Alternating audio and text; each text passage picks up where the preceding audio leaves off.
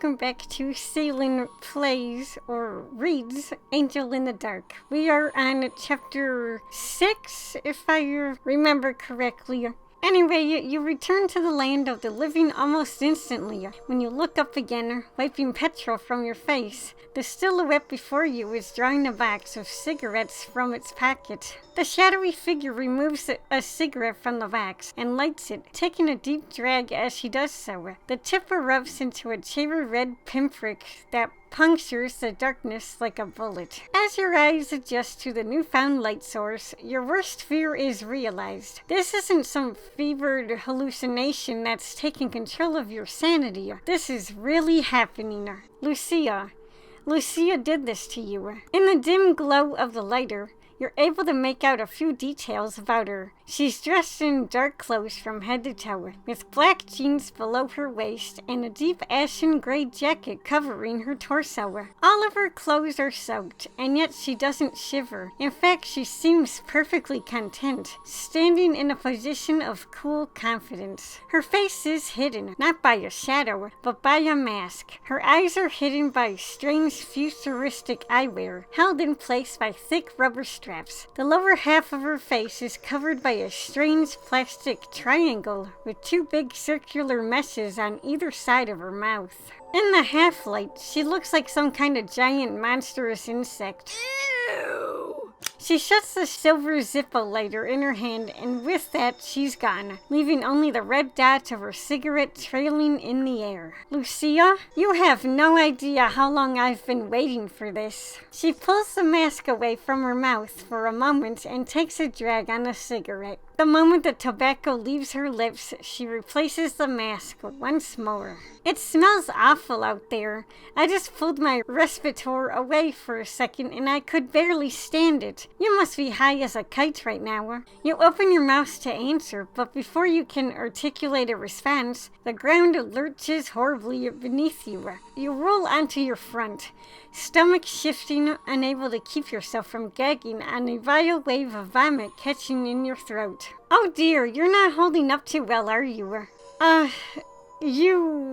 You can see me? Of course, night vision goggles. I've been wearing them this whole time. You feel a sick twist in your stomach, like a knife in the dark. She'd mentioned night vision goggles earlier. She was mocking you, teasing you, just testing to see if you'd figure it out for yourself. You're wearing night vision goggles? What's going on? Your speech is slow and slurred. Hers is muffled by the respirator covering her face, but her laughter is still high, harsh, and chilling. Oh, Celine, I would have thought it was obvious. Have the fumes really dulled your senses that badly? The dancing pinprick of fire in Lucia's hand has started leaving trails in its wake. Your vision is a blur, making Lucia's vague silhouette appear as though it's bending and swirling in the air.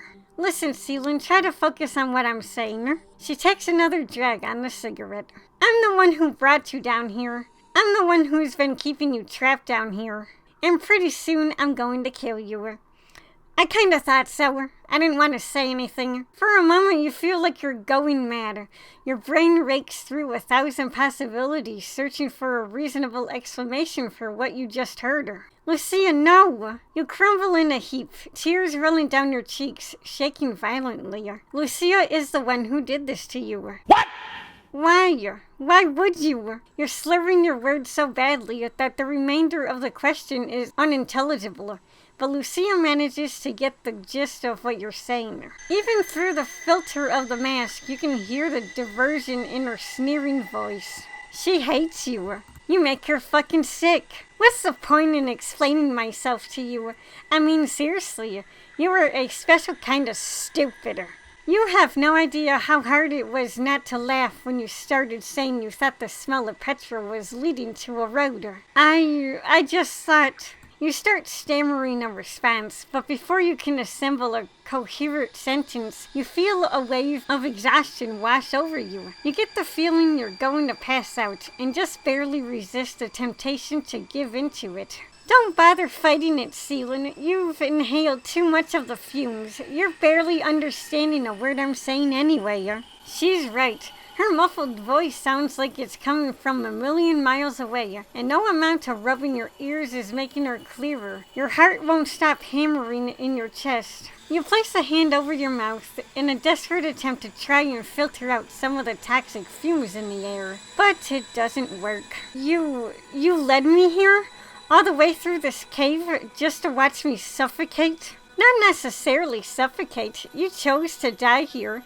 I didn't force you to come this way. Are you sure about that? Are you sick in the head? Are you getting off on murdering an innocent person? Oh, Seelin, you're not innocent. What?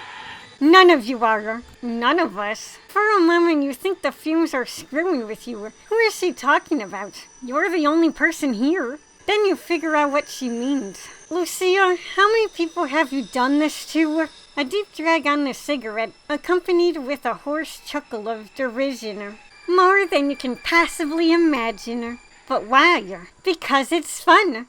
I filled these caves with lots of ways to die. It's very entertaining finding out which way people will choose to kill themselves. Or for you to kill them. Depends which way you choose to look at it. You open your mouth to argue if a survival instinct kicks in before you try. You haven't got time for this. With every passing second, the air around you is making you weaker and weaker. You need to get away.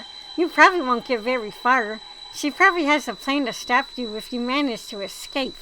But you have to try. You place the palms of your hand against the petrol-soaked ground and try to push yourself up. The ground lurches beneath you, so you almost fall. But by chance you crash into the wall and manage to use it to support yourself as you push yourself up. The intoxicating fumes of the petrol are still gnawing away at your sanity, but at least now you're standing on your own 2 feet again. Seelin, she's mocking you. Her voice is sing-song, calm, relaxed. She's actually enjoying watching you struggle to your feet. Leave me alone. She giggles venomously behind you, but you don't care. You just focus on putting one foot in front of the other and not collapsing under the weight of the swirling cloud of petrol fumes that have invaded your brain captivity. Seelin, I'm impressed. I thought you were out for the count. You just got a whole lot more interesting. Ignore her and keep moving.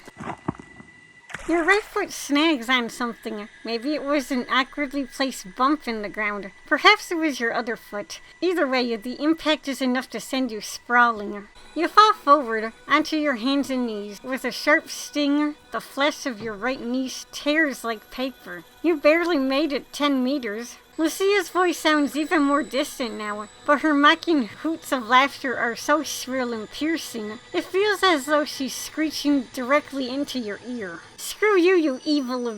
She just cackles in response and takes another drag on the cigarette. Bruh. Oh, Seelin, that was very entertaining. Thank you for that. Care to try again, or will you lay down and die quietly now? You open your mouth to reply, but there are no words to sum up how much you hate her, so instead you spit bitterly in her general direction. Eat dirt. She giggles mockingly. You wish you could see her, so you could see what she was doing. You don't trust her not to have one final nasty trick up her sleeve. The language some people come out with in their dying moments, it's disgusting. You make one final push to rise to your feet, but you're just too weak. The petrol fumes have drained the last of your strength. You're helpless. Now, Seelin, as much as I've enjoyed our time together, it's time to wrap things up. You haven't got too much longer left, and I hate to miss out on the grand finale. Grand finale? You'll see. Lucia takes one final drag on the cigarette. In the dim light given off, you're faintly aware that only the very end of the cigarette is left. So, you're just going to stand there and watch me die? Oh no! I'm going to watch you burn. And with that final remark, before you have time to scream, she flicks the still lit end of the cigarette to the ground before you. From that moment on, all you know is fire. The flames engulf all your senses. You hear fire, you smell fire, you see fire. For a moment, the pain is impossible to describe. You feel every last inch of your skin blister and pop. The inside of your head is filled with a white-hot light. It's blazing, burning, scorching. You're not sure whether you're screaming or not. It feels as though your eyeballs are melting out of their sockets from the intensity of the heat. And then, just as suddenly as it came, The pain is gone. You're dead. As everything goes black, one final thought crosses your mind. Did the flames have to have me? If I could go back, was there a way I could have saved myself? Probably not. Ending 2 out of 4. Burnt alive. No way! There's multiple endings to this game, I did not know that. That's interesting. I mean, a tragic end for my character, though. But yeah, that was Angel in the Dark. I'm not surprised Lucia was a demon and she burnt us alive. Tragic ending, though.